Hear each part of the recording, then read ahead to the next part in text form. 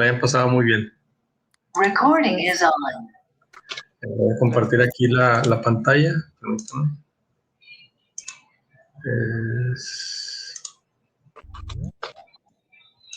Muy bien. Bueno, si gustan acompañarnos con la oración para iniciar en nombre del Padre, el Hijo y el Espíritu Santo. Amén.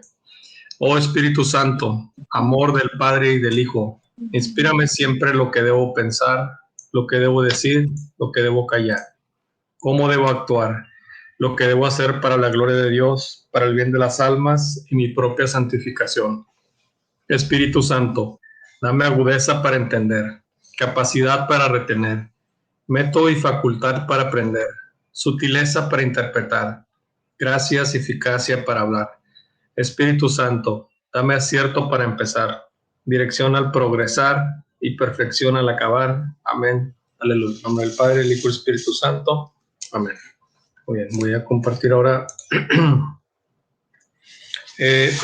Continuamos. Estábamos viendo los numerales 574 y vamos a estar viendo el comportamiento de Jesús con respecto a diferentes temas. Por ejemplo, vimos Jesús de Israel, el numeral 574 al 576.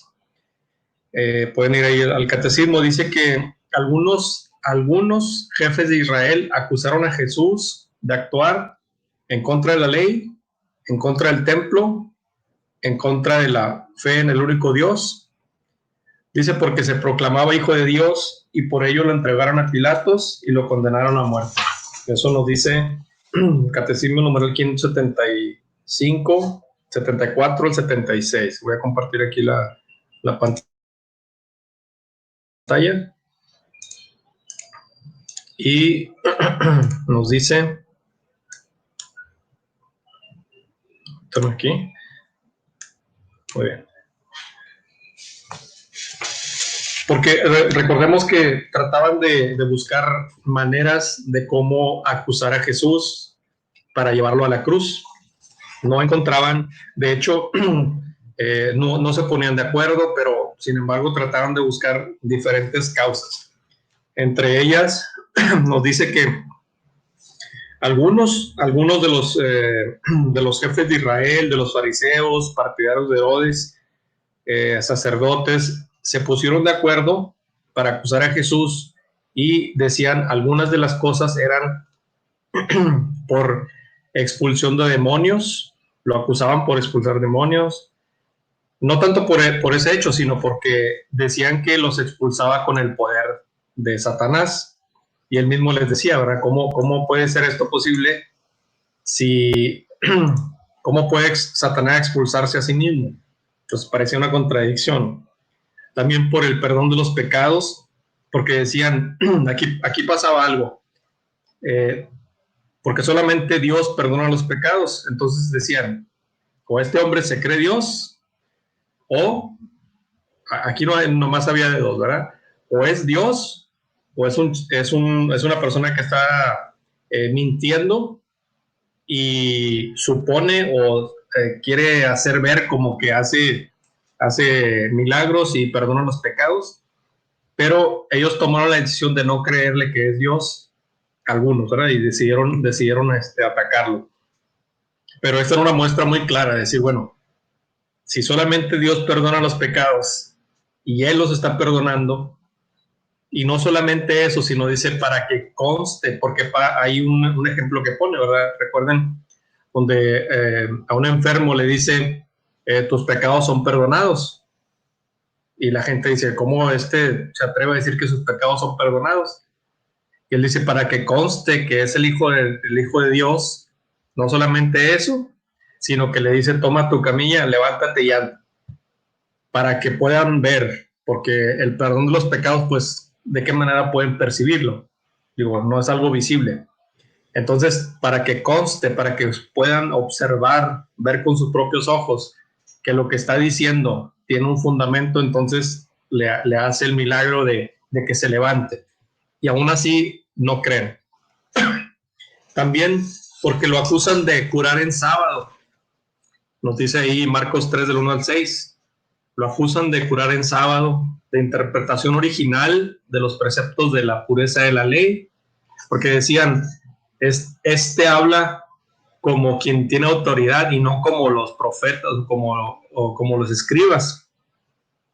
Es algo en lo que lo acusaban de decir, bueno, solamente vamos a creer, y creo que ese pensamiento persiste en en algunas personas, que dice, yo solamente voy a creer lo que dice en la Biblia. Si no lo dice la Biblia, no lo voy a creer. O sea, bueno, pero alguien escribió la Biblia y alguien tenía autoridad para escribirla. Entonces, ¿cómo no le vas a creer a la persona que la escribió más que al escrito? Entonces, aquí acusaban a Jesús, decía, bueno, si él es el mismo Dios, él es el que inspiró y él es el que dio la ley, bueno, pues por eso habla con esa autoridad, pero lo acusaban de eso. Decían, lo acusaban de interpretación original de los preceptos de la ley en sus prescripciones escritas, y para los fariseos la interpretación de la tradición oral. Porque recuerden que para ese tiempo también había la escritura, pero también había una tradición, y Cristo interpreta en los dos casos. Y bueno, por ahí puse un comentario. Alguno de los libros que tienen los judíos es la Mishnah, que es como los libros donde se escribe y se interpreta, igual que el Talmud, donde interpretan las escrituras, lo dejaron por escrito. Y también lo acusaban de que se relacionaba con publicanos, con pecadores, lo acusaban de eso también, ¿no? De que eso sigue persistiendo. Lo acusaban de blasfemo, de falso profeta, sobre las instituciones del pueblo elegido. Lo acusaban de estar en contra también del templo, porque recuerden que él decía que él podía destruir el templo y 3 días levantarlo. Pero decía, no se refería, entonces como era un signo de la presencia de Dios, o sea, ¿cómo va a destruir el templo? Sabemos que en su interpretación se refería a sí mismo, ¿verdad? Al templo de su cuerpo, después lo dice. Y en la fe en el único Dios, dice, cuya gloria ningún hombre puede compartir. Dice Isaías 42:8. Entonces dicen, bueno, si este es hombre, ¿cómo se llama a sí mismo Dios? Entonces quiere decir que está compartiendo con Dios, es igual a Dios. Esas eran algunas cosas de lo que lo criticaban. Crímenes religiosos, dice que la ley castigaba con la muerte a pedradas. Es decir, todas estas cosas, ellos sabían que si alguna persona actuaba en contra, o se le acusaba o se le encontraba culpable de estas cosas, era suficiente para matarlo a pedradas, de acuerdo a lo que decía la ley. Dice ahí Juan 8:59, Levítico 24:14.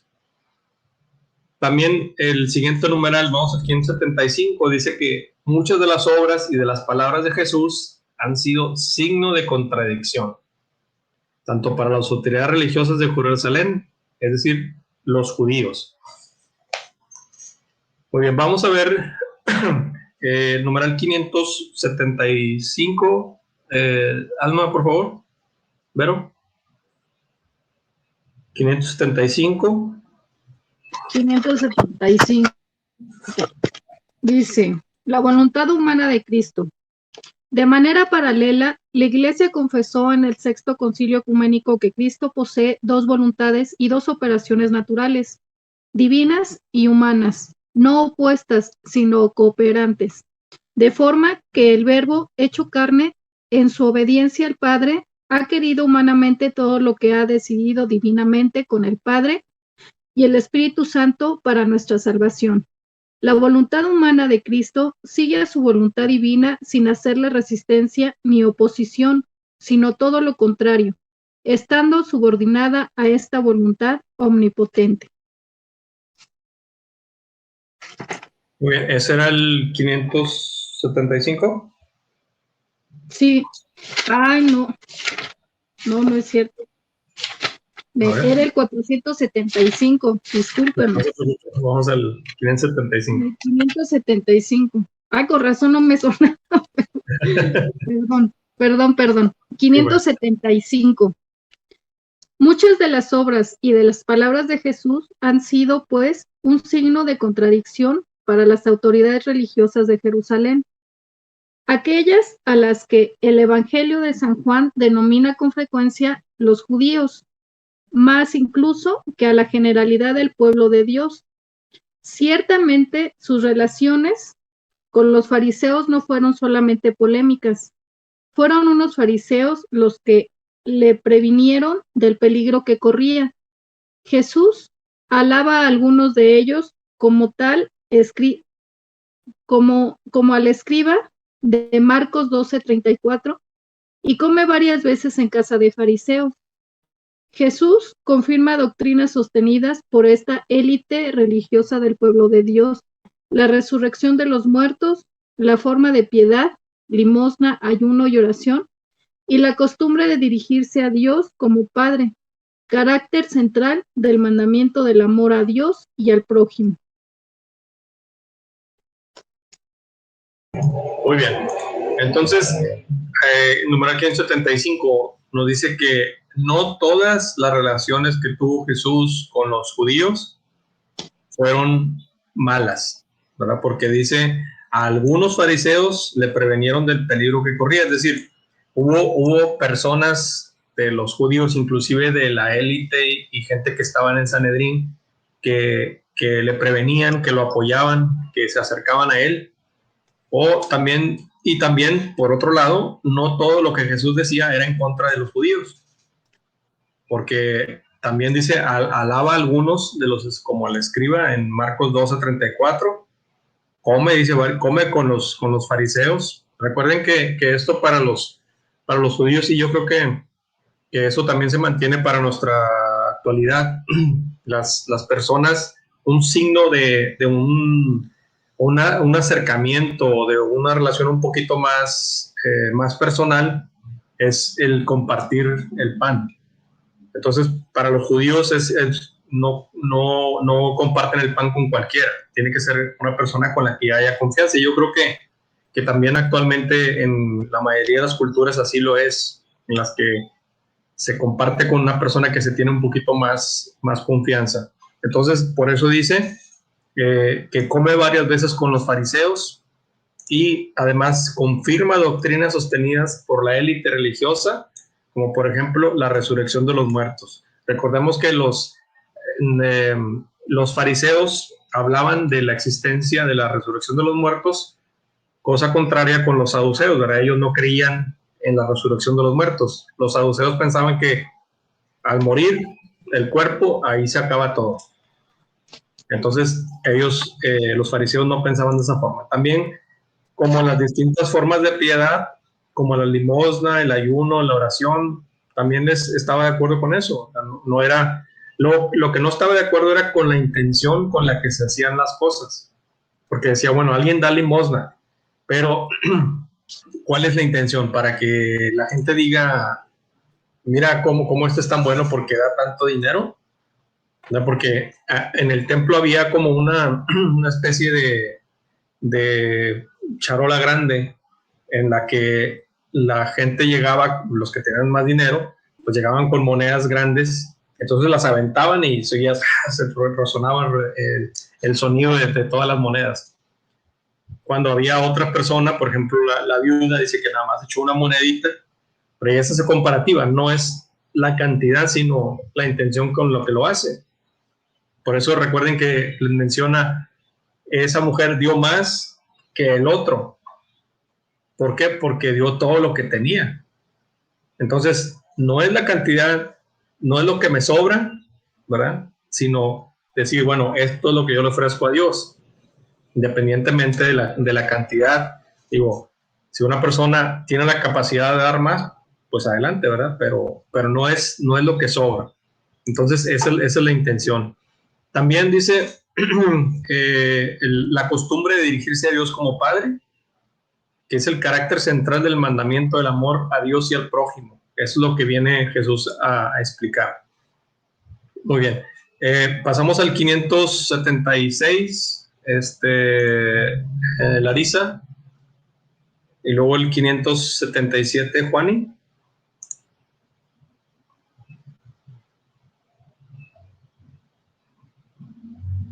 Y el 578, Cecilia. Cuando lo tengan, adelante, por favor. Es el 576. A los ojos de muchos en Israel, Jesús parece actuar contra las instituciones esenciales del pueblo elegido, contra la sumisión a la ley, la integridad de sus prescripciones escritas y para los fariseos, según la interpretación de la tradición oral, contra el carácter central del Templo de Jerusalén como lugar santo donde Dios habita de una manera privilegiada, contra la fe en el Dios único, cuya gloria ningún hombre puede compartir. Muy bien, pasamos al siguiente.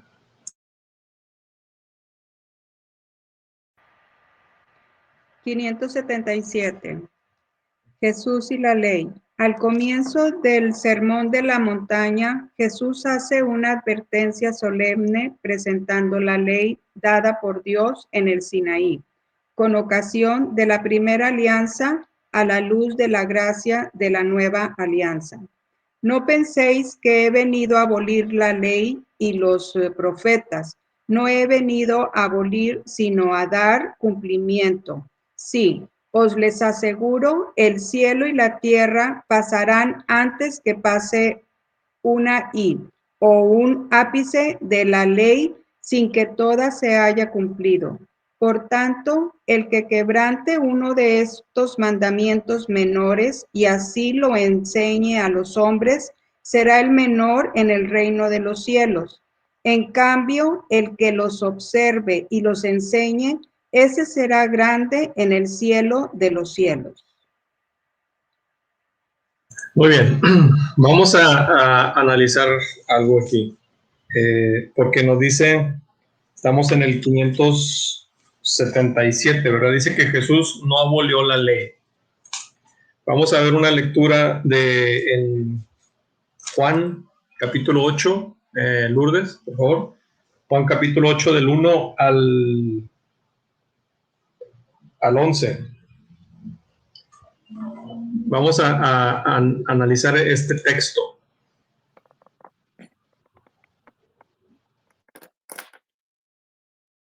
Dice, mas Jesús se fue al monte de los olivos, pero de madrugada se presentó otra vez en el templo, y todo el pueblo acudía a él. Entonces se sentó y se puso a enseñarles. Los escribas y fariseos le llevan una mujer sorprendida en adulterio. La ponen en medio y le dicen, Maestro, esta mujer ha sido sorprendida en flagrante adulterio. Moisés nos mandó en la ley a apedrear a estas mujeres. ¿Tú qué dices? Esto lo decían para tentarle, para tener de qué acusarle. Pero Jesús, inclinándose, se puso a escribir con el dedo en la tierra. Pero como ellos... Fíjense en estos detalles. ¿Dónde está Jesús? Luego, aquí hay algo muy importante, porque dice para ponerlo a prueba. Le llevan a una mujer que le dice que la pescaron en adulterio. Y por lo tanto dice, la ley dice que es lo que hay que hacer. Dice cuando esto sucede. Entonces, Jesús es Dios el que hizo la ley. ¿Qué es lo que debe hacer? ¿Cumplir la ley o no cumplirla? Porque dice que él no vino a abolir la ley. Entonces, ¿qué es lo que debe hacer Jesús? Vamos a continuar con la lectura. Pero como ellos insistían en preguntarle, se incorporó y les dijo, aquel de ustedes que esté sin pecado, que le arroje la primera piedra. E inclinándose de nuevo, escribía en la tierra. Muy bien, ahí fíjense en este detalle. Jesús dice, está inclinado y está haciendo una figura, o está haciendo algo con el dedo, rayando en la tierra. Le hacen la pregunta y se incorpora. Ese gesto de incorporarse es porque va a decir algo importante. ¿Y qué es lo que dice Jesús? Si alguno, ¿verdad?, está libre de pecado, que suelte la primera piedra. Y otra vez dice, se inclina y sigue en lo que está haciendo. Eso nos recuerda a algo. Ahorita vamos a ver alguna profecía o un comentario que hace en un texto anterior. Ahorita continuamos con la lectura. Ellos, al oír estas palabras, se iban retirando uno tras otro, comenzando por los más viejos, y se quedó solo Jesús con la mujer, que seguía en medio. Incorporándose Jesús le dijo, Mujer, ¿dónde están? Nadie te ha condenado. Ella respondió, Nadie, Señor. Jesús le dijo, Tampoco yo te condeno, vete y en adelante no peques más. Muy bien, aquí cabe la pregunta. ¿Jesús está cumpliendo con la ley o está no cumpliendo con la ley? Porque la ley es muy clara, ¿verdad? Dice, y si Dios puso una ley, pues es para cumplirla. Y si Él es el mismo Dios, entonces está cumpliendo con lo que dice la ley. ¿Qué es lo que debe hacer Jesús? Yo pienso que sí está cumpliendo con la ley, pero les está haciendo ver que así como ella está pecando en ese sentido, ellos también son pecadores en algún otro. Entonces no hay derecho de exigir a lo mejor la justicia nada más para unos sí, nada más algunos, pero yo no. Cuando a lo mejor seguramente ellos también tenían algún pecado o a lo mejor hasta tuvieron que ver con la mujer adúltera también, ¿verdad? Digo, no sé, sí, me imagino. Sí, en este caso, digo, ahí tiene razón, porque ¿qué pasó con la persona? No sabemos si era un hombre o una mujer, pero suponiendo que fuera un hombre o quien haya sido, ¿verdad? ¿Qué pasó con esa persona? Digo, si la pesca en un adulterio, lógicamente tuvo que haber estado con otra persona. ¿Qué pasó con esa otra persona? ¿Por qué no va ahí? ¿Por qué no la llevan también? En eso estoy de acuerdo. Y estoy de acuerdo que, y sí, esto es algo que a mí me quedó muy claro y una vez me dijo una religiosa y se me quedó mucho, porque decía, no critiques a otros porque pecan diferente que tú, ¿verdad? Porque a lo mejor yo puedo decir, mira, esa persona está haciendo eso mal, porque a lo mejor yo no lo hago, pero hay muchas lista grande de cosas que sí hago, ¿verdad? Que a lo mejor esa persona no lo hace, es decir, todos somos pecadores, dice San Pablo, ¿verdad? Y dice que quien diga que no comete pecado es un mentiroso. Pero bueno, aquí la cuestión es, la pregunta es, ok, todos los demás se retiraron. Jesús no tiene pecado. Por lo tanto, y bueno, y aquí algunas hacen un chiste porque dice, en esa misma situación, dice, de pronto, dice, toda la gente se fue y de repente llega una pedrada a la persona y Jesús voltea y dice, mamá, tú no cuentas. Porque la persona que no comete pecado, digo, en este caso es Dios, es Jesús, está sin pecado. Entonces, dice, el que no tenga pecado, que lance la primera piedra. Por lo tanto, él es un hombre que no tiene pecado porque es Dios, podría lanzar la primera piedra. Si estamos de acuerdo, porque él no tiene pecado. Sin embargo, la ley dice que esto es lo que hay que hacer. Al Jesús no hacer eso, está incumpliendo la ley. Ese es el cuestionamiento. ¿Ustedes qué creen? Pues aparentemente sí. O sea, aparentemente no está cumpliendo, ¿verdad? Porque pues no está haciendo lo que dice la ley. Lo que dice la ley, ¿verdad? Muy bien. Muy bien. Esa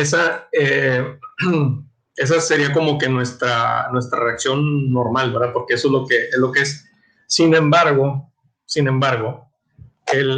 la ley dice una cosa. Bueno, aquí quiero mencionar dos detalles. Una es el libro de Daniel, capítulo 5, versículo del 1 al 5, lo que está haciendo Jesús, porque dice que se agacha para escribir en la tierra. Primero vamos a ver esa y luego vamos a ver otra cita. Es Daniel, capítulo 5, versículo del 1 al 5. Porque dicen los teólogos, aquí recuerda a esto que Dios estaba haciendo en aquel momento. Vamos a Daniel.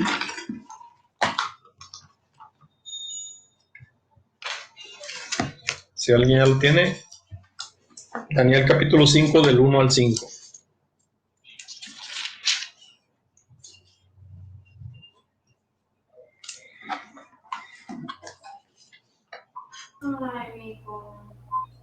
Yo lo tengo. Voy adelante.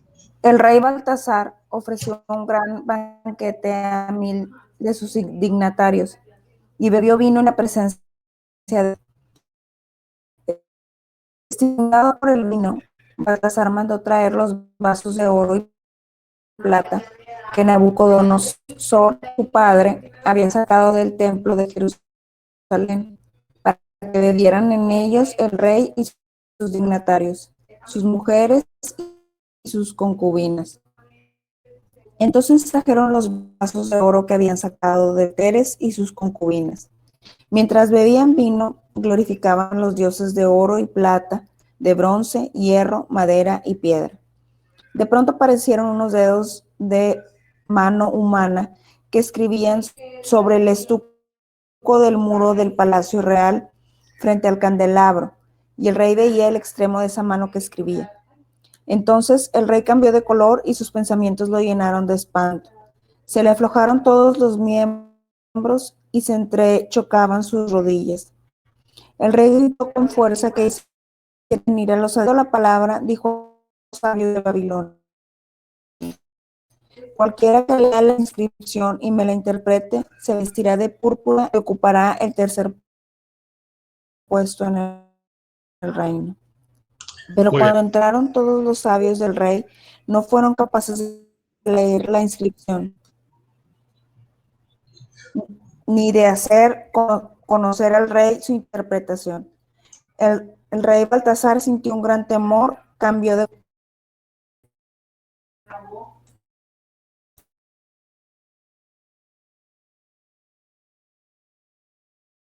Muy bien. Aquí dice Daniel, y lo interpreta más adelante en el versículo 18. Dice, majestad del Dios Altísimo dio a tu padre Nabucodonosor soberanía, poder, fama y honor. Y en virtud de este poder, todos los pueblos, naciones y lenguas lo temían y temblaban ante él. Muy bien, continúa. Aquí dice en el 21, fue apartado de la gente y adquirió naturaleza animal, convivió con los asnos salvajes, como hierba como los toros, con el cuerpo empapado por el rocío del cielo, hasta que reconoció al Dios Altísimo, es el dueño de los reinos humanos y entroniza a quien quiere. Muy bien. Aquí la mano de Dios es la que está escribiendo algo, porque aquí lo que hicieron fue, dice en el versículo 1, que fueron a tomar los vasos sagrados y los quisieron utilizar para algo que no era sagrado, porque dice en el 1, dice, el rey Baltasar ofreció un gran banquete a 1000 de sus dignatarios y en presencia de Dios se puso a beber vino. Bajo los efectos del vino, Baltasar mandó traer los vasos de oro y de plata de su padre Nabucodonosor, se había llevado del templo de Jerusalén, para que vivieran en ellos el rey, sus dignatarios, sus mujeres y sus concubinas. Trajeron pues los vasos de oro y plata tomados del templo de la casa de Dios en Jerusalén y bebieron en ellos el rey, sus dignatarios, sus mujeres y sus concubinas.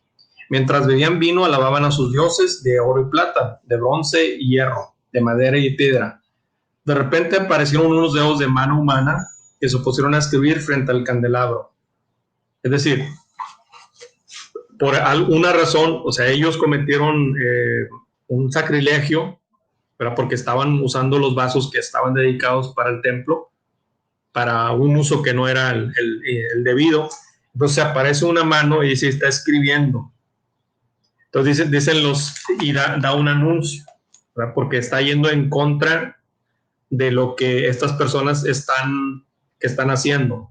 Entonces dicen los teólogos, aquí igual Jesús, ¿verdad?, se agacha, escribe igual que en Daniel, porque va a decir algo que está para esas personas que están haciendo un mal. ¿Sí me explicó el paralelo? O sea, en el caso de Daniel, estas personas toman algo sagrado, ¿verdad? Y lo van a ultrajar. Entonces aparece una mano, dice humana, y escribe. Es Dios el que está escribiendo. Acá Jesús dice, porque está en el templo, si vemos en el 1, dice, mas Jesús se retiró al monte de los olivos, pero de madrugada se presentó otra vez en el templo. Estaba en el templo, ¿verdad? Y toda la gente acudía a él. Entonces se sentó y se puso a enseñarles. Los escribas y fariseos le llevaron a una mujer sorprendida en adulterio. Él estaba en el templo enseñando. Y continúa. La pusieron en medio y le dijeron, maestro, esta mujer ha sido sorprendida en flagrante adulterio. Moisés nos mandó en la ley apedrear a estas mujeres. ¿Tú qué dices? Esto lo decían para tentarle, para tener de qué acusarle. Pero Jesús se inclinó y se puso a escribir con el dedo en la tierra. Hace lo que se hizo en el caso de Daniel. Y después de esto, dice, pero al insistir ellos su pregunta, se incorporó y les dijo, aquel de vosotros que esté sin pecado, que le arroje la primera piedra. Fíjense, no les está diciendo, váyanse, o no cumplan, ¿verdad? O déjenla en paz. No está diciendo eso. Está diciendo, sí, se va a cumplir la ley, pero pues el que no tenga pecado, pues adelante, ¿verdad? Que cumpla con la ley. ¿Sí me explico? No está yendo en contra de la ley. Si se fijan en este detalle, hasta ahí, hasta ese momento, ¿verdad? Le dice, el que esté libre de pecado, pues adelante.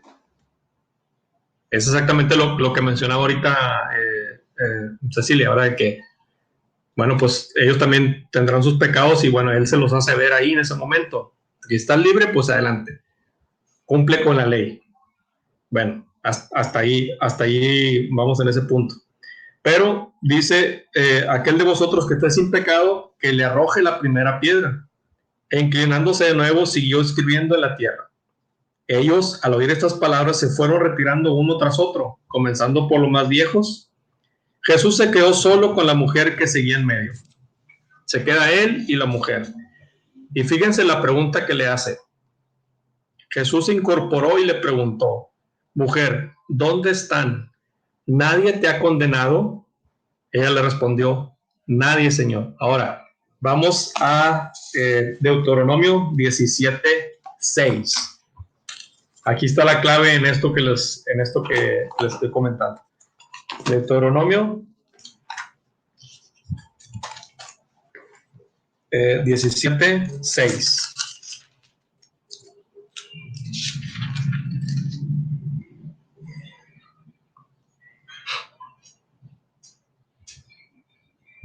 Muy bien, dice Deuteronomio 17:6. Se podrá ejecutar a un reo de muerte por declaración de 2 o 3 testigos. No se le hará morir si se declara un solo testigo. ¿Se fijan en este detalle importantísimo? Es decir, para que se pueda ejecutar esta ley, tiene que haber mínimo 2 testigos. Entonces Jesús le pregunta, ¿dónde están? ¿Nadie te ha condenado? Por lo tanto, no se puede condenar a la mujer a menos que haya 2 testigos. ¿Sí me explico? Para que se pueda ejecutar esa ley, tiene que haber 2 personas acusando. Por eso Jesús pregunta, bueno, ¿dónde están los que te acusan? Es decir, hay por lo menos 2 que te acusen para que se pueda efectuar, para que se pueda cumplir esta ley, porque con que haya uno solo no es suficiente. Entonces solamente estaba Jesús y estaba ella. Digamos que él sería un testigo. Bueno, aunque no era testigo porque no estaba ahí, pero es Dios. Entonces estaba una sola persona que a lo mejor podría acusarla, pero aunque él la acusara, para cumplir con la ley tendría que haber 2. ¿Sí me explico? Entonces Jesús cumple con la ley a la perfección, porque si ustedes se dan cuenta, nunca les dice, no la apedreen, déjenla en paz, o yo la voy a proteger, o la perdono, o lo que sea, o ella está sin pecado. No dice eso. Dice nada más que si les hace ver, bueno, el que esté libre de pecado, que cumpla con la ley. Bueno, se fueron todo mundo porque nadie estaba sin pecado. Y la pregunta es, bueno, se necesitan 2 testigos para que se cumpla la ley. Pregunta, ¿dónde están los que te acusan? No hay nadie. Entonces solamente está él. Se necesita otro más para que pueda cumplirse la ley. ¿Sí me explico? Muy bien. Entonces, sí, Jesús aquí sí está cumpliendo la ley. Sí la está cumpliendo porque hace falta alguien más. Se necesitan dos testigos o más. De acuerdo a lo que dice la ley, Deuteronomio 17:6, ¿verdad? Se podrá ejecutar un reo de muerte por declaración de 2 o 3 testigos. No se le hará morir si se declara uno solo. Ahora, también hay otras cuestiones que vemos, que esto es uno de los puntos importantes en el juicio de Jesús. No se puede ser juez y parte. Entonces, el sumo sacerdote lo estaba acusando, ¿sí? Y él mismo no puede ejecutar, él mismo no puede ser como el juez. Y sin embargo, él estaba haciendo las 2 cosas. Porque él es el sumo sacerdote, el que iba a dictar la sentencia, pero él acusaba también. Entonces, ahí es una de las cosas que se incumplen. Es decir, no estaban cumpliendo con la ley. También, si recuerdan esto, cuando llevan a Jesús y a acusarlo, no se ponían de acuerdo las personas, los testigos. Nunca hubo un acuerdo, por lo tanto, no se estaba cumpliendo lo que dice el Deuteronomio 17:6. ¿Sí me explico? No sé si los estoy confundiendo. O sea, es decir, este es importante aquí para comprender, en el caso de esta persona que está en pecado, ¿verdad? Eso, y para comprender lo incorrecto, injusto que fue el juicio con Jesús. Que los que se supone que custodiaban la ley, los que sabían de la ley, no la estaban cumpliendo. Y continúa Jesús, ¿verdad? Dice, respondió, nadie, Señor. Jesús replicó, tampoco yo te condeno. Vete y no vuelvas a pecar. ¿Sí? O sea, eso es lo importante. Deja ahí, pero no vuelvas a pecar. Eso es lo importante. Muy bien, ¿hasta aquí alguna duda, pregunta, comentario?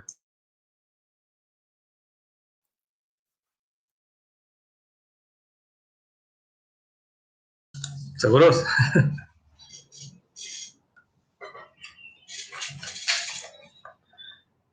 Muy bien, entonces lo acusaban de esto, y dice numeral 577, ¿verdad? Dice, Jesús no abolió la ley dada la ley de Dios dada a Moisés en el Sinaí, sino que la perfeccionó. Vamos a ver más adelante en el 4º semestre, cuando vemos los mandamientos, que efectivamente Jesús hace modificaciones a los mandamientos, o mejor dicho, a la interpretación de los mandamientos. Porque si vemos el Éxodo 20, como está ahí, y como nosotros en la Iglesia Católica decimos los mandamientos, no es exactamente igual. Hubo unas modificaciones importantes y hay una razón de por qué. Jesús lo hizo de esa manera porque había una razón, pero eso lo vamos a ver más adelante. Oye, déjenme compartir aquí nuevamente la pantalla.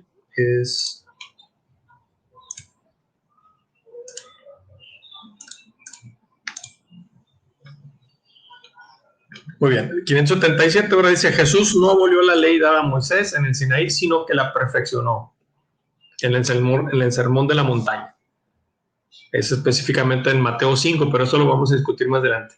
Y dice, Él es quien ejecuta y cumple íntegramente esta ley.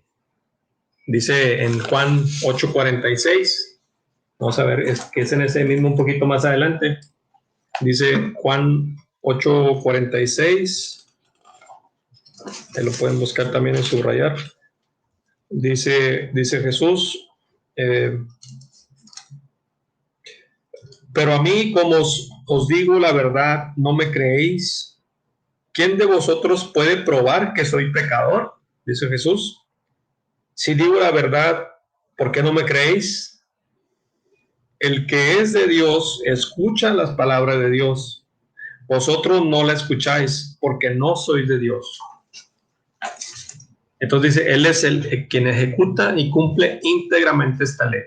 El siervo fiel que con su muerte expiatoria ofrece un sacrificio capaz de redimir todas las transgresiones cometidas por los hombres de la primera alianza. Muy bien, por eso veíamos lo que ya habíamos explicado, ¿verdad? Que en cada fiesta de cada año, en el Yom Kippur, que es lo que dice Levítico 23, que pasó recién, los israelitas piden perdón a Dios por sus transgresiones en la ley. Vimos las fiestas de los judíos, ¿verdad? Que esta es una de ellas, la del Yom Kippur, una vez al año para pedir perdón. Oye, pasamos al siguiente numeral. No me acuerdo quién le tocó el...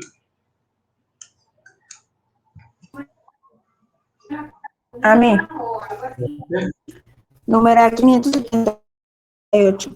Israel, el más grande en el reino de los cielos, se debía sujetar a la ley cumpliéndola en su totalidad hasta en sus menores preceptos.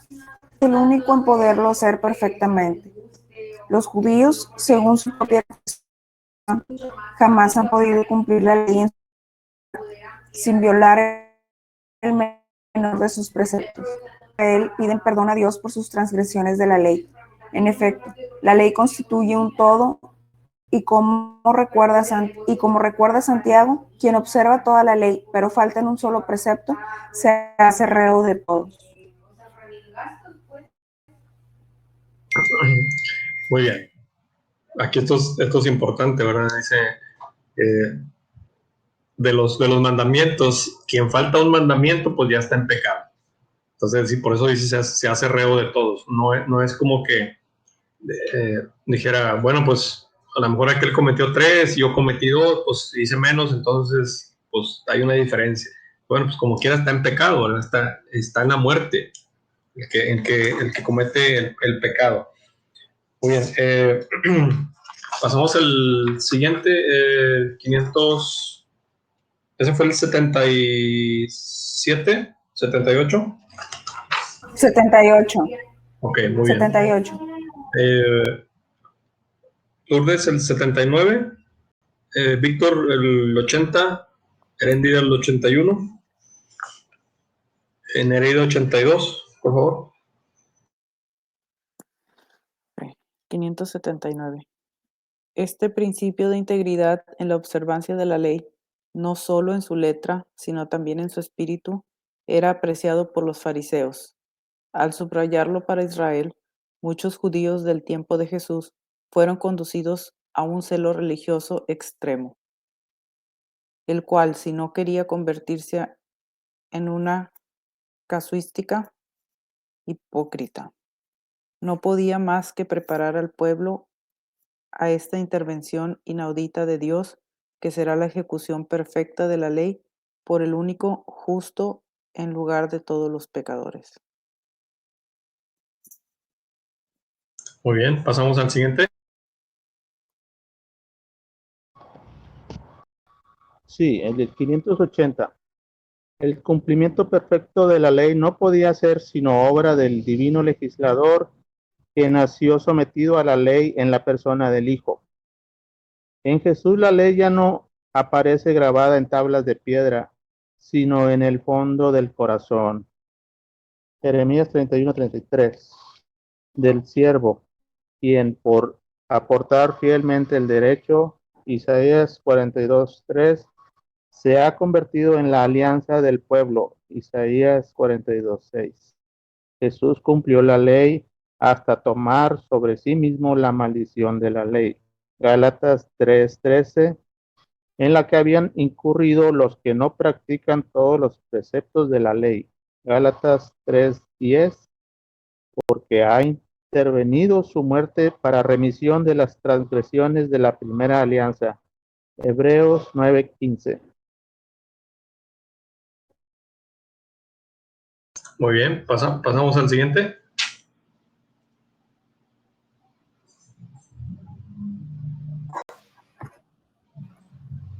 $581. Fue Jesús considerado por los judíos y los jefes espirituales como un rabí. Con frecuencia argumentó en el marco de la interpretación rabínica de la ley, pero al mismo tiempo Jesús no podía menos que chocar con los doctores de la ley, porque no se contentaba con proponer su interpretación entre los suyos, sino que enseñaba como quien tiene autoridad y no como los escribas. La misma palabra de Dios que resonó en el Sinaí para dar a Moisés la ley escrita, es la que él se hace oír de nuevo. Es la que en él se hace oír de nuevo. En el monte de las bienaventuranzas, esa palabra no revoca la ley, sino que la perfecciona, aportando de modo divino su interpretación definitiva. Habéis oído también que se dijo a los antepasados, pero yo os digo. En esta misma autoridad divina desaprueba ciertas tradiciones humanas de los fariseos que anulan la palabra de Dios.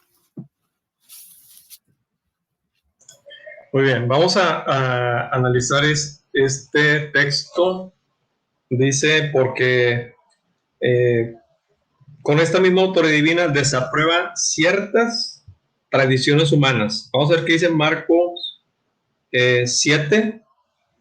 Vamos a Marcos para ver qué es lo que está hablando ahí, porque también esto es importante, porque muchas veces se nos critica esto porque nosotros decimos que la palabra de Dios está en la tradición, y muchas personas dicen, bueno, pues si Jesús está criticando esto, entonces quiere decir que la tradición es mala, y eso, muchas personas tienen esa interpretación. Vamos a ver qué es lo que está diciendo. Es Marcos, vamos a ver, es esto para que no lo sorprendan con esto. Marcos 7, como dice aquí.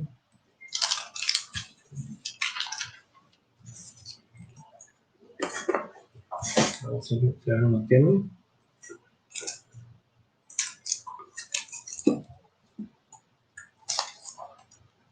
Marcos 7.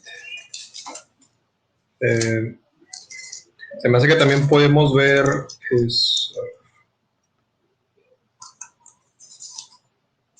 Mateo, vamos a ver, también podemos ver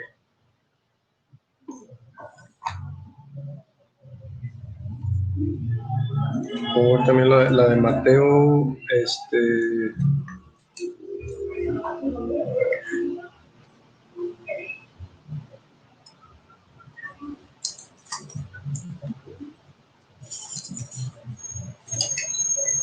Mateo 15.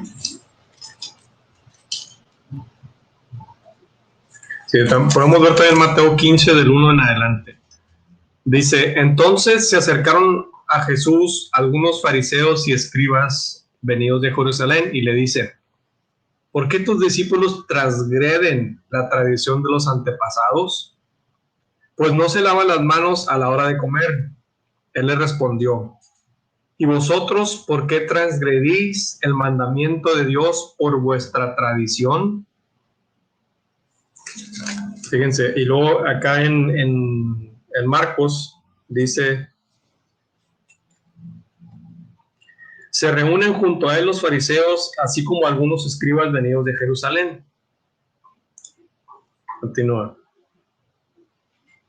Y al ver que algunos de sus discípulos comían con manos impuras, es decir, no lavadas, es que los fariseos y todos los judíos no comen sin haberse lavado las manos hasta el codo. Y así lo hacen los judíos actualmente, se lavan todas las manos hasta acá, hasta el copa antes de comer. Aferrados a la tradición de los antiguos. Y al volver de la plaza, si no se bañan, no comen. Y hay otras muchas cosas que observan por tradición, como la purificación de copas, jarros, bandejas. Por ello los fariseos y los escribas le preguntan, ¿por qué tus discípulos no viven conforme a la tradición de los antepasados, sino que comen con manos impuras? Él les dijo, bien profetizó Isaías de vosotros, hipócritas, según está escrito. Este pueblo me honra con los labios, pero su corazón está lejos de mí. En vano me rinden culto, ya que enseñan doctrinas que son preceptos de hombres. Entonces, aquí nos critican a nosotros de que, bueno, ustedes por qué hablan tanto de la tradición si son cosas de hombres, y Jesús condenó la tradición aquí, pero eso no es lo que está haciendo Jesús. Fíjense, esto es bien importante. Dice, dejando el precepto de Dios, os aferráis a la tradición de los hombres. Les decía también. Bueno, ahí vamos a ver esto y vamos a ver cómo dice aquí en Mateo 15. Mateo 15, del 3 en adelante. ¿Y vosotros por qué transgredís el mandamiento de Dios por vuestra tradición? Porque Dios dijo, honra a tu padre y a tu madre, y el que maldiga a su padre o a su madre será castigado con la muerte. Pero vosotros decís, el que diga a su padre o a su madre, lo que de mí podría recibir como ayuda es ofrenda. Ese no tendrá que honrar a su padre y a su madre. Así habéis anulado la palabra de Dios por vuestra tradición. Muy bien, entonces, como estas personas, ¿qué es lo que decían? Bueno, como yo mi dinero se lo doy a la iglesia y ya me quedé sin dinero, entonces pues yo ya no tengo que cumplir con mis padres porque ya no tengo dinero. Y como mi dinero se lo doy a la iglesia, pues ya no. Eso es lo que está criticando Jesús. Ustedes por su tradición están transgrediendo el cuarto mandamiento. El cuarto mandamiento dice, honrarás a tu padre y a tu madre. Entonces, no podemos nosotros decir, voy a ayudar a la iglesia, pero no voy a ayudar a mis padres, porque estoy incumpliendo el cuarto mandamiento. ¿Sí me explico? ¿Sí? Entonces, cumplir el cuarto mandamiento es decir, bueno, y vamos a ver más adelante en el cuarto semestre qué es lo que incluye ese cuarto mandamiento, hasta dónde llega, qué es lo que dice la iglesia. Entonces, esa es la crítica, ¿verdad? Decir, bueno, pues yo me voy a la iglesia, voy a ayudar a la iglesia, pero mis papás, pues ahí que se arreglen como puedan. No, eso es lo que dice Jesús. No, ustedes están transgrediendo el mandamiento por su tradición. Y aún, bueno, sabemos que en el caso de ellos que están en el templo, pues es un decir, porque le dan al templo, pero como ellos están ahí, pues el dinero vuelve para ellos. Pero como ya es entregado al templo, pues ya no, según ellos, ya no tenían que cumplir con ese mandamiento. Y eso es lo que les critica Jesús. Entonces, no está criticando la tradición por la tradición, sino cuando se anula un mandamiento. Entonces, por ejemplo, alguien puede decir, bueno, pues es que en mi familia tenemos la tradición de hacer carne asada todos los viernes. Bueno, pues eso ¿qué tiene de malo? No tiene nada de malo, ¿verdad? Es una tradición de todos los viernes se juntan y hacen carne asada. Bueno, pero ¿qué tal si esa tradición fuera el domingo? Dijeras, tenemos en la familia una tradición de que todos los domingos hacemos carne asada y ese evento me impide ir a la misa. Ah, bueno, entonces ahí cambia la cosa, ¿verdad? Porque ya estoy incumpliendo el mandamiento. Es decir, un mandamiento de la iglesia, ¿verdad? Dice asistir a misa todos los domingos y fiestas de guardar. Entonces, si por una tradición familiar yo estoy incumpliendo con el mandamiento de la iglesia, entonces ahí es cuando está mal. ¿Sí me explico? Entonces, no es la crítica de Jesús, no es la crítica de la tradición por la tradición, sino cuando está en contra de un mandamiento. Eso es lo que Jesús les dice. Pero muchas personas dicen, ustedes, porque nosotros decimos, bueno, la palabra de Dios está contenida en las Sagradas Escrituras y en la tradición. Entonces nosotros creemos, ¿verdad? Decimos, palabra de Dios está en la tradición también. Y muchos nos critican, es ustedes, ¿por qué hablan de la tradición si Jesús criticó eso? Sin embargo, San Pablo alaba la tradición en 2 de Tesalonicenses 2:15. Vamos a 2 de Tesalonicenses. Y esto también es importante y ahorita vamos a ver una traducción. 2 de Tesalonicenses. Vamos a esa.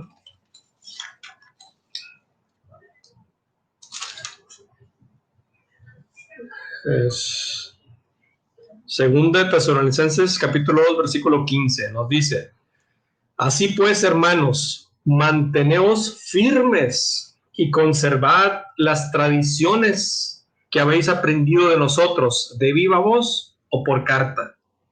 Lo que aprendimos de los apóstoles por carta, es decir, por escrito o de viva voz. La palabra de Dios está contenida también en ese lenguaje transmitido de palabra.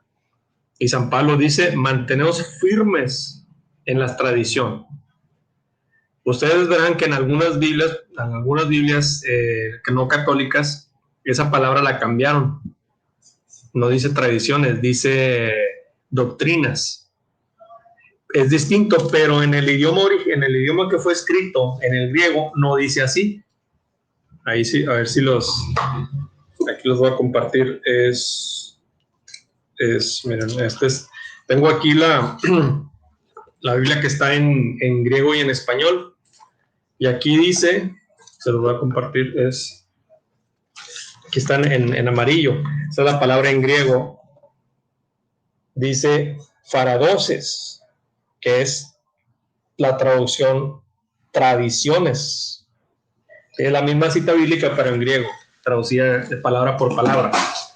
Entonces, cuando alguien les comenta, dice, bueno, pues que mira, aquí en Biblia dice así, pues sí, pero no, en el original no dice así. En el idioma original en griego, la palabra que se utiliza es tradiciones. ¿Sí me explico? No sé si me explican esto, si haya duda, pregunta, comentario sobre esto.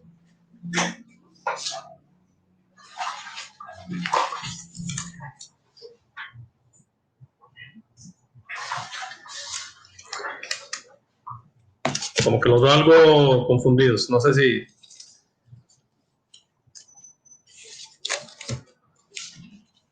¿Seguros?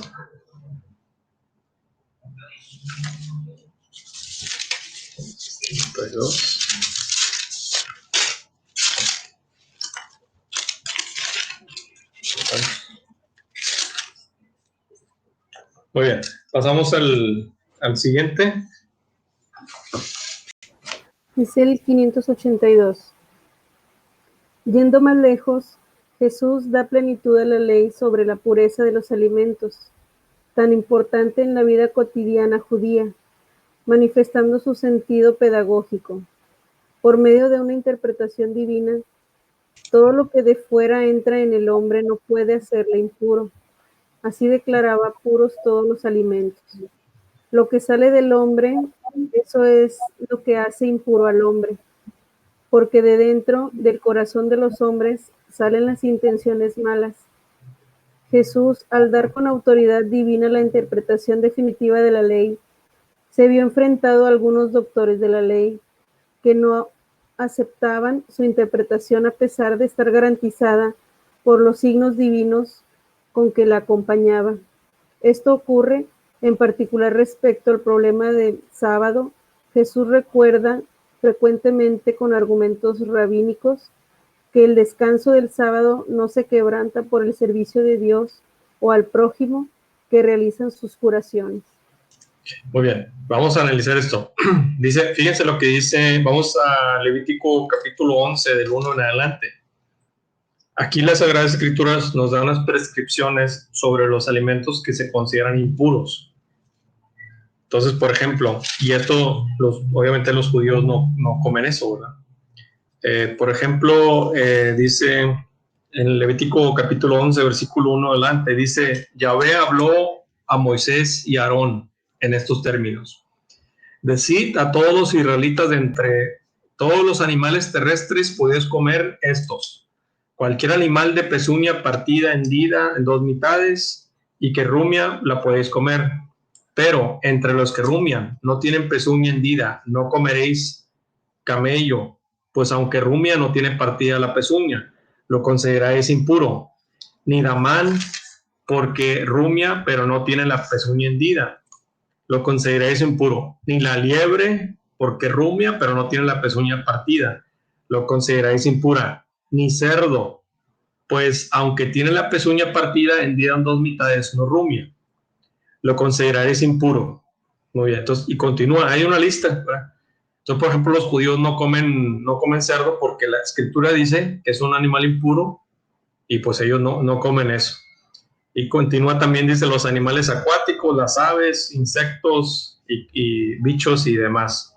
Entonces, por ejemplo, dice de los acuáticos, de los animales que viven en las aguas podéis comer estos, cuantos tienen aletas y escamas, sean de mar o río los podéis comer, pero todo lo que carece de aletas y escamas en mares o ríos, de toda clase de bichos acuáticos y toda clase de otros animales que viven en el agua, lo consideraréis abominables. Los tendréis por abominables, no comeréis su carne, ni tendréis sus cadáveres como abominables. Entonces, dice aquí, solamente podéis comer estos, los que tienen aletas y escamas. O sea, el pez, pero no el pulpo, el camarón, todo lo demás, está muy rico. Entonces, dice las Sagradas Escrituras que eso no. Ahora, fíjense, una cosa, pero bueno, esto es en el Antiguo Testamento. Jesús cambia esto. Hay varias citas bíblicas donde explica eso. Por ejemplo, podemos ver, creo que son en los Hechos,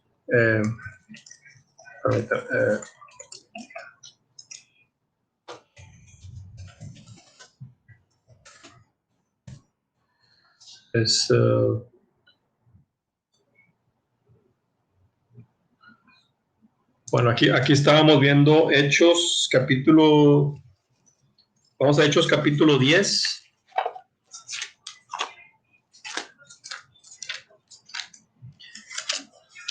Sin embargo, fíjense en este detalle, muchos de estos animales que dice aquí son los que causan más problemas, ¿verdad? Porque colesterol, triglicéridos y demás. Sin embargo, vamos a ver lo que dice Hechos capítulo 10, versículo del 9.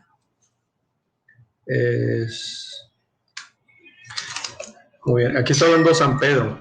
Dice, al día siguiente, mientras ellos iban de camino y se acercaban a la ciudad, subió Pedro a la terraza sobre la hora sexta para hacer oración. Sintió hambre y quiso comer. Mientras se lo preparaban, le sobrevino un éxtasis y vio el cielo abierto y que bajaba hacia la tierra una cosa así como un gran lienzo, atado por 4 puntas. Dentro de él había toda suerte de cuadrúpedos, reptiles de la tierra y aves del cielo. Y una voz le dijo, levántate, Pedro, sacrifica y come. Pedro le replicó, de ninguna manera, Señor, porque jamás he comido nada profano e impuro.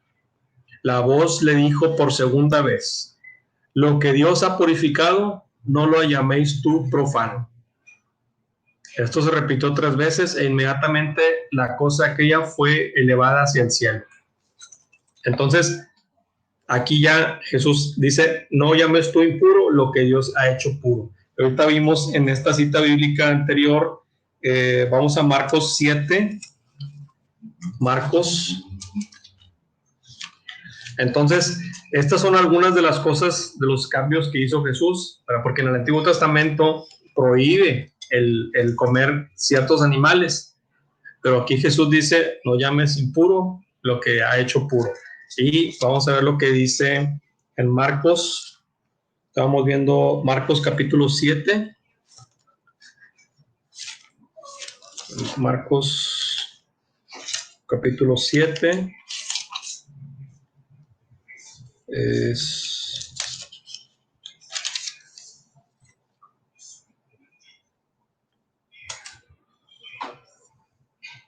Capítulo 7 vamos a ver del 13. A ver,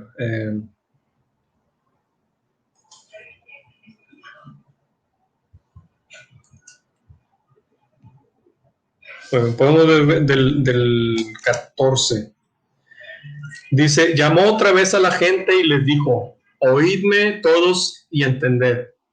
Nada hay fuera del hombre que entrando en él pueda contaminarle, sino lo que sale del hombre es lo que contamina al hombre. Quien tenga oídos para oír, que oiga. Y cuando apartándose de la gente entró en la casa de sus discípulos, le preguntaban sobre la parábola. Él les dijo, ¿con que también vosotros estáis sin inteligencia? ¿No comprendéis que todo lo de fuera entra al hombre no puede contaminarle? Pues no entra en su corazón, sino en el vientre y para el excusado.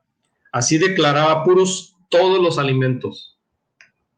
¿Sí? Entonces, el Levítico dice una lista de todos los animales que no se pueden comer, pero aquí Jesús dice, él declara todos los alimentos puros. ¿Sí me explico? Por eso ya nosotros podemos comer cerdo y todo lo demás, ¿verdad? Quien lo coma, ¿verdad? Bueno, pero aquí hay otra cosa muy importante también. Dice, nada mancha de lo que entra, sino lo que sale. Dice, y decía, lo que sale del hombre es lo que contamina al hombre, porque de dentro del corazón de los hombres salen las intenciones malas, fornicaciones, robos, asesinatos, adulterios, avaricias, y continúa, ¿verdad? Maldades, fraude, libertinaje. Muy bien, fíjense en esta situación. Cuando hay un enfrentamiento entre dos personas, si una persona insulta a otra, lo está insultando, ¿verdad? ¿Qué daño le puede causar? De acuerdo a lo que dice Jesús, eso no le puede causar ningún daño. El problema está cuando la persona contesta, ¿sí? Porque ya al contestar de dentro de su corazón está saliendo. Eso es lo que mancha al hombre. No lo que está recibiendo. La persona le pueden insultar, le pueden decir lo que quiera. Eso no le va a causar un daño. Lo que mancha el alma es cuando uno se enfurece y empieza a decir cosas. ¿Sí me explico? Lo que mancha, dice Jesús nuevamente, ¿verdad? Lo que sale del hombre es lo que contamina al hombre, porque de dentro del corazón de los hombres salen las intenciones malas, de dentro del corazón. Entonces, cuando uno insulta al otro, ¿quién es el que se está manchando? ¿El otro o yo? ¿Verdad?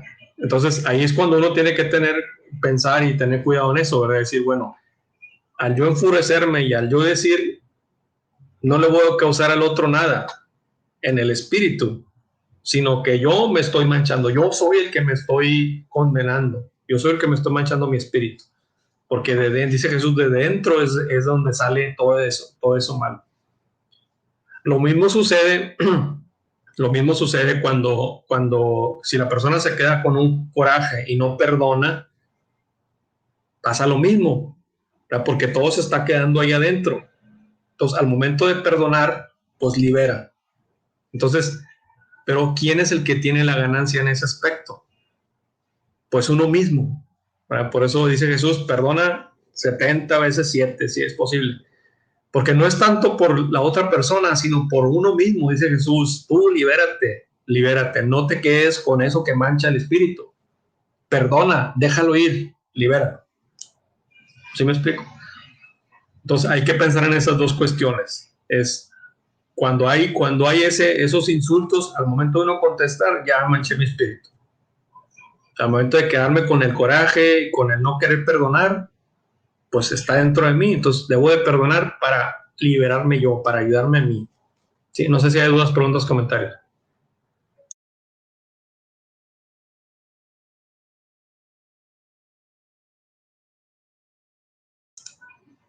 ¿Seguros?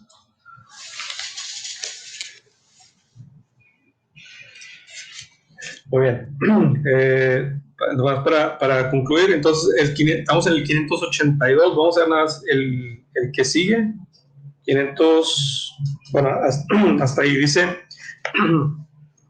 Jesús, al dar con la autoridad divina la interpretación definitiva de la ley, se vio enfrentado a algunos doctores de la ley. Déjame compartir aquí esto. Dice, Jesús, al dar con autoridad divina la interpretación definitiva de la ley, se vio enfrentado a algunos doctores de la ley que no aceptaban su interpretación, a pesar de estar garantizada por algunos signos divinos que lo acompañaban. Es decir, no solamente hablaba Jesús, sino que con obras, que eso es lo importante, ¿verdad? Dice, en particular respecto al problema del sábado, Jesús recuerda con frecuente argumentos rabínicos que el descanso del sábado no se quebranta por el servicio de Dios o al prójimo que se realizan sus curaciones. Porque recuerden que los judíos decían que sí, el sábado no, ellos tenían una serie de ley que decía, bueno, el sábado no puedes recorrer tantos pasos, no puedes hacer tantas cosas, tienes que permanecer. Pero dice Jesús, bueno, pero si un hermano te necesita, si es un servicio para Dios, eso no quebranta el sábado. Eso no te impide. Y les criticaba, dice, bueno, ¿por qué? Si tú tienes un animal y cae en un pozo, entonces como es sábado no lo vas a sacar. Dice, lo hacen. Entonces, ¿por qué no lo vas a hacer por el hermano? O por el servicio a Dios, ¿verdad? Pues es lo que, si no, pues entonces no haríamos nada el domingo. Pero estamos dando un servicio, ¿verdad? Y ese servicio, vamos a ver más adelante, que no es que uno ayude, sino que uno es el que se beneficia. Fíjense en este tema importante. Por ejemplo, con las obras de misericordia, que es lo que cuenta, ¿verdad? ¿Quién es el que sale beneficiado? Porque de un primer instinto podemos pensar, dice, porque tuve hambre y me diste de comer. Bueno, pues uno le da de comer a alguien y supone que la persona pues está recibiendo la comida, entonces está recibiendo una ayuda. Eso es como que la primera impresión que uno tiende a pensar. Sin embargo, el hecho de que uno haga eso es lo que cuenta para la gloria, ¿verdad? Porque dijo Jesús, porque tuve hambre y me diste de comer. ¿Cuándo, Señor? Cuando lo hiciste con aquel más pequeño, me lo hiciste a mí. Entonces entren benditos de mi Padre, ¿verdad? Al cielo que está reservado para ustedes, porque tuve hambre y me diste de comer, y etcétera. Entonces, cuando uno hace una obra de misericordia, ¿quién es el beneficiado? ¿El que la recibe o el que la hace? De acuerdo con las palabras de Jesús, es quien lo hace, ¿verdad? Porque se lo está haciendo a Jesús. ¿Sí me explico? Muy bien, no sé si hasta aquí haya dudas para concluir. Muy bien, entonces con eso podemos, para hacer la conclusión, estamos hablando de ese comportamiento de Jesús ante diferentes puntos. En este caso estamos hablando de Jesús y la ley. ¿Cómo se comportaba Jesús ante la ley? Es decir, ¿cumplió la ley o estuvo en contra de algo? Para que vimos que cumple perfectamente la ley, y sí interpreta correctamente lo que muchos habían malinterpretado. Muchos interpretaban la ley de una manera y Jesús viene y les dice, no, esa no es la forma correcta de interpretar la ley, esta es la manera. Vimos otra cuestión, ¿verdad? El Levítico nos decía sobre la impureza de ciertas cosas y Jesús dice, lo hace puro todo eso, porque lo que importa no es lo que entra, sino lo que sale. Muy bien. Bueno, ¿seguros? ¿No hay dudas?